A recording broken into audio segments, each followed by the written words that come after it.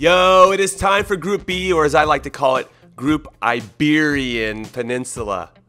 Minus the I, so it's just Group Iberian Peninsula. Because Spain and Portugal and Morocco are all from the same general vicinity of the world, and Iran are coached by Carlos Queiroz, who is from Portugal. So yeah, I feel like that's a pretty cool fun fact. However, we all know who's going to get through this group. I think it's pretty obvious to everyone who has a brain that exercises any type of rational thinking. So that's it. Thanks for watching. Later. Wait, maybe they won't get through this group. I mean, Spain was dog poo in the last World Cup in 2014. In fact, I was in the stadium for their infamous 5-1 loss to Holland and Robin van Persie's famous flying diving header. And isn't there a meme video about that somewhere? He's onside this time!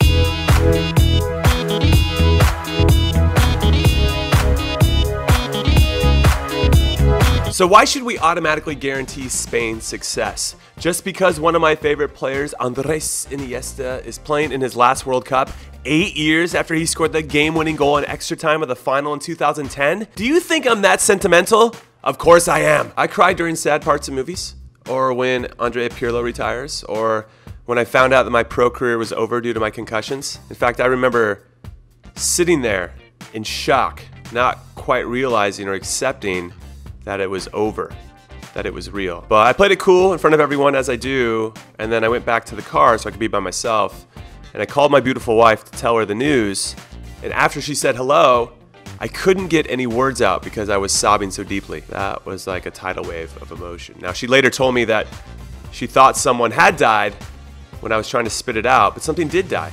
The dream that I was living was over. Anyway, all I wanted to say is that I cry sometimes. I just wanted to tell you that. And I'm not afraid to admit it because I think it's good for the soul. Both the crying and the admitting that I do it. But back to Spain. With the emergence of Marco Asensio, Isco, and Lucas Vazquez, Spain have a nice new blend of young and old, and the added benefit of having David De Gea in goal. Plus, and I think this is incredibly important since it pertains to the psyche of the players. Not only is this the last World Cup for Iniesta, it's most likely the last World Cup for Sergio Ramos, Gerard Piqué, David Silva, Iago Aspas, and Diego Costa. And for me, that should have a positive impact on the team overall as these guys dig deeper within themselves to make sure their last World Cup experience is a memorable one. So this is, without a doubt, Spain's group to lose, which they will not do as they finish first. But I'm not so sure the same could be said of who finishes in second, because even though Portugal are the reigning Euros champions, they drew all of their games in the group stages of those Euros. Do you remember that? So they got lucky to earn enough points to finish in third, and that the competition even allowed a third place team to qualify for the knockout rounds. And this was 2 years after they flamed out in the group stages of the World Cup in Brazil by finishing behind the United States. Yeah, how does that taste, Portugal? So for me, this team is a mixed bag. But they won 9 out of 10 games in qualifying, and they have Cristiano Ronaldo on their team, who is the best big game player in the world, and do not at me about that. So what could go wrong?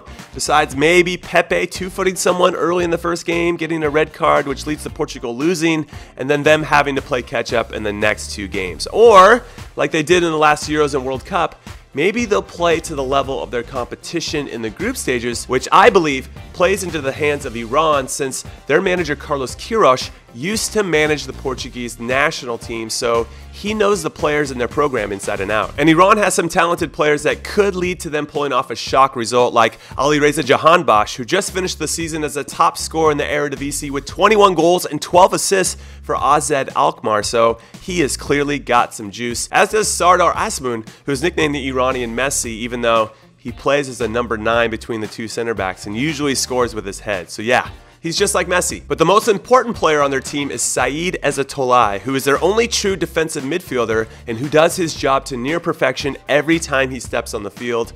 And honestly, it's a real treat to watch him play. Unfortunately though, he's suspended for Iran's first game against Morocco, which is easily the most important game for both of those countries, because if they can get all 3 points there, then somehow get a draw with either Portugal or Spain, then they set themselves up with a chance, and that's all you want, is a chance to get through the group with 4 points. Which means it's time to talk about Morocco and their own set of talented players like Hakim Ziyech, who is a top-class midfielder for Ajax that does get accused of being lazy from time to time, though I don't think people or him will get lazy in the World Cup, especially when he plays for a country that doesn't qualify every time. And then there's Amin Haritz, who if he plays as well for his national team this summer as he did for Schalke this season, you are going to remember his name once this tournament is over because he's going to be moving to a bigger club. And of course, I got to give a shout out to Captain Mehdi Benatia, whose leadership and experience is going to be huge to keep things together when Morocco are playing on the back foot, which is probably for a good portion of this tournament. And I mention all these names for both Iran and Morocco to prove that they have quality players who, if they and their teammates play to the top of their abilities when the whistle blows against the giants of the group, Portugal and Spain, then anything can happen,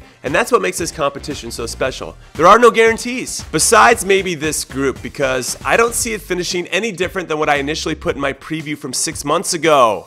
And that's because I'm really smart, or I'm just stating the obvious. Spain in first, Portugal second, Morocco third, and Iran in fourth. Though I am hoping that we're going to see something crazy, and I'm sure that you're hoping for that too, because it would make it a lot more exciting. So anyway, pick the right order of finish for the group before the tournament starts. I should have clarified that with Group A as well, before the tournament starts, and you will definitely get some Warmballer stickers. That is a guarantee. And you'll also be entered to win a t-shirt and a hat as well. So good luck, and be on the lookout for Group C, which is dropping tomorrow. Later.